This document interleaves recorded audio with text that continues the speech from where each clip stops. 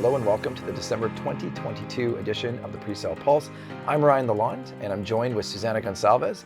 With 2022 nearly wrapped up, our clients and viewers have been asking the same question: what is in store for 2023 and what will the year look like? So to answer this, today we'll be taking a broad view of the year ahead, how we can expect the market to shake out, and the key inflection points that we're going to watch out for.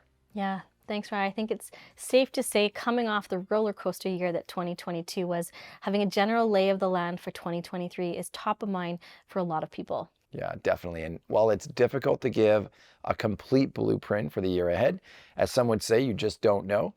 Today, we want to point out two key timings that our viewers should be on the lookout for and considering if you're considering making a home purchase, or of course, if you're looking for a strategic launch opportunity.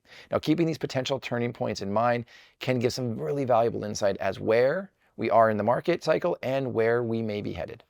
Yeah, so getting right into it then, rising interest rates dominated headlines in 2022. So let's start there. The market peaked in kind of March, April of this year with high sales and price appreciation. We saw our first rate hike in March, and they have increased over 3.5% since then. And as interest rates steadily climbed, sales have steadily dropped. Now, while several central banks have continued aggressive rate hikes over the last month, there are thankfully some positive indications that the pace of tightening is beginning to slow here in Canada. Even though the full effects of tightening over the last year haven't yet been felt throughout the whole economy, as it tends to lag behind slightly, central bankers are on a close watch for signs of moderation in core inflation. Thanks, Suze. There's a lot there. And our markets continue to respond positively in October when the Bank of Canada opted for a 50 basis point increase over the 75 basis point that many economists were anticipating. And after the more moderate 50 basis point increase earlier this month, economists now forecast that will reach the terminal overnight rate by February, roughly between 4.25 and 4.50%. The expectation is that there will be the peak of rates in Canada.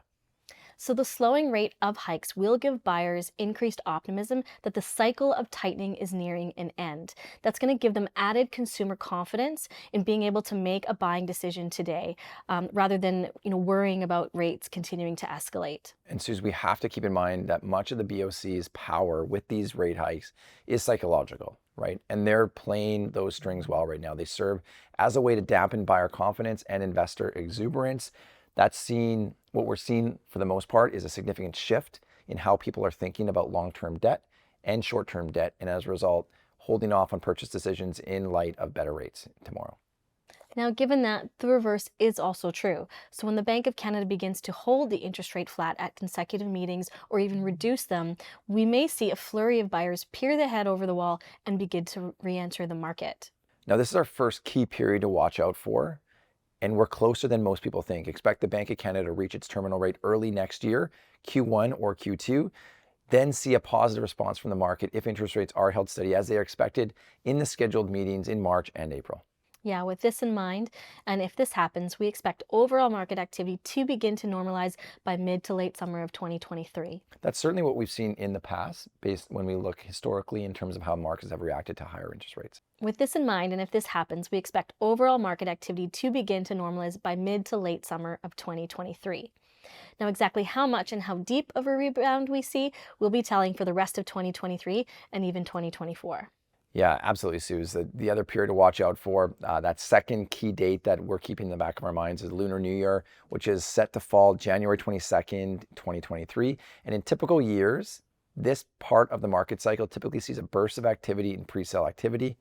This year, Lunar New Year will be particularly important as it will act as a litmus test for developers on the fence as to whether they should be launching in Q1 or potentially holding off for a 6 to 8 month market outlook. Our expectation is it will be the final push for pre-sale programs that launched in 2022 looking to meet their financial requirements. And what that means to us is significant incentives and strong strategy and pricing to support it. Yeah, importantly, the absorption and overall sales performances of programs that launch over Lunar New Year will tell the broader market whether to launch in 2023 or wait for improved market conditions in 2024. It will also be a good gauge of the true depth of market, as we saw many people waiting on the sidelines for improved conditions through the second half of the year. I think there is some trepidation, though, keeping in mind that Lunar New Year is quite early in the year. Sometimes it's middle of February.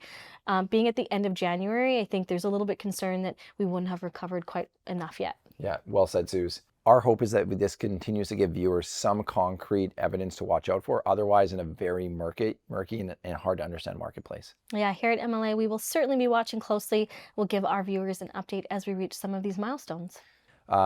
Suze, crushed.